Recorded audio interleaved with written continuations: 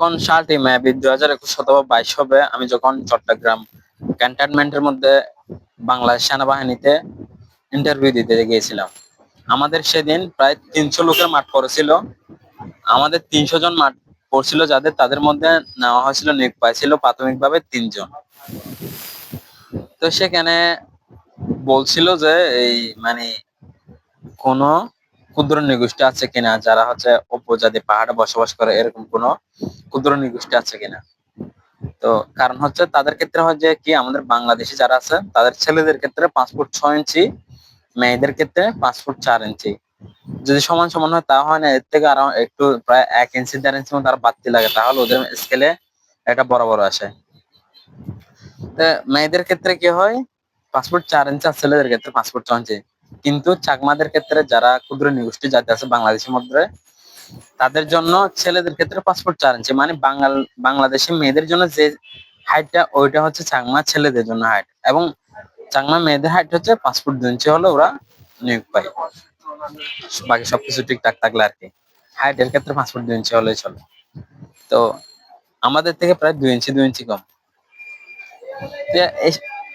এই যে এখন বর্তমানে তারা যে দাবি উত্থাপন করছে, তারা প্রথম দাবি ছিল তাদের কোটার দাবি। সে কোটা, আপনি চট্টগ্রাম মেডিকেল, বিভিন্ন মেডিকেল দেখবেন, চট্টগ্রাম মেডিকেল ডাক্তারি পেশায়, চট্টগ্রাম সিপিজেড, মানে যতগুলো ইপিজেড আওতাভুক্ত ফ্যাক্টরি আছে, সেগুলো যত সেগুলোতে যদি আপনি গিয়ে একবার দেখেন, প্রায় আপনি 50% প্লাস পাবেন, 50% প্লাস পাবেন শুধু চাকমা।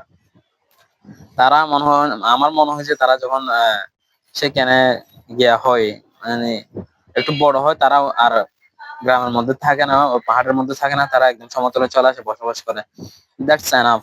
অবশ্যই করবে, তারা যদি বাংলাদেশের নাগরিক হয়, বাংলাদেশ সুবিধা এগুলো ভোগ করবে অবশ্যই। আমরা চট্টগ্রামের মানুষও, সত্যি বলতে আমরা চট্টগ্রাম মানুষও তাদের মতো চাকরি পাই না, এরা অনেক ধৈর্য ধরে চাকরি করতে পারে। সেক্ষেত্রে তাদের সব জায়গায় বেনিফিট দেওয়া হয়। আমরা বাংলাদেশি হয়ে, একজন বাংলাদেশের নাগরিক হয়ে, 99%, প্রায় 90% মুসলিম দেশ হওয়া সত্ত্বেও আমরা যে বেনিফিট পাই না, সেটা তারা পায়। তো অবশ্যই পাবে। তারা যেহেতু ক্ষুদ্র নৃগোষ্ঠী, তাদের যেহেতু পাহাড়ি অঞ্চলে বসবাস করে, ওখানে ওই অঞ্চলে বসবাস করা অনেক কষ্ট করে, সেটা দেওয়া হবে। তবে যে ওই এলাকার মধ্যে যে বাংলাদেশকে শেষ করে দেওয়ার জন্য যে ষড়যন্ত্রমূলক তৎপরতা চলতেছে, এগুলোর জন্য অবশ্যই বাংলাদেশ সেনাবাহিনী থেকে উপযুক্ত যে মিশন গুলো আছে, এগুলো অবশ্যই পালন করতে হবে, না হলে বাংলাদেশের সার্বভৌমত্ব রক্ষা হবে না।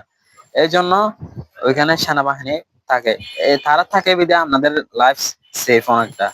কিন্তু আপনারা এটা উল্টা ভাবে নেন, যার কারণে মানে আপনাদেরকে উস্কানি দেওয়া হচ্ছে, আপনারা ওটা বুঝতেছেন না।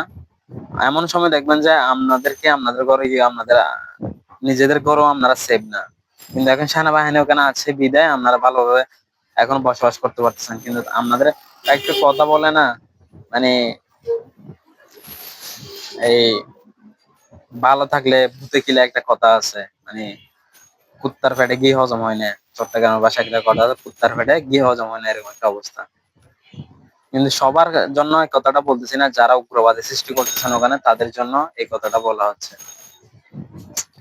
আপনারা এগুলো করিয়েন না, এগুলো করে আপনারা কিছু করতে পারবেন না।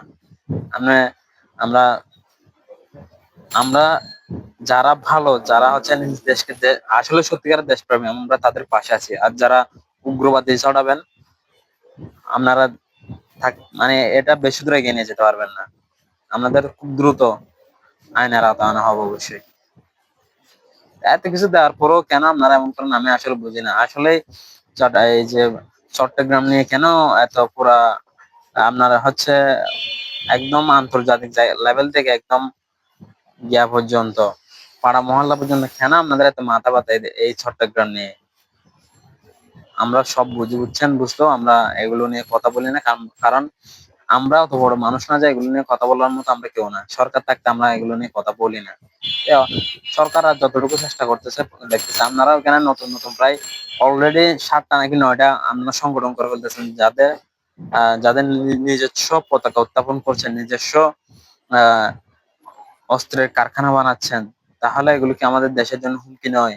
আমরা যদি দেশপ্রেমী হন, তাহলে কেন নিজের দেশকে পায়তারা করার, নিজের দেশকে ধ্বংস করার, আলাদা করার জন্য চিন্তা ভাবনা করতেছেন?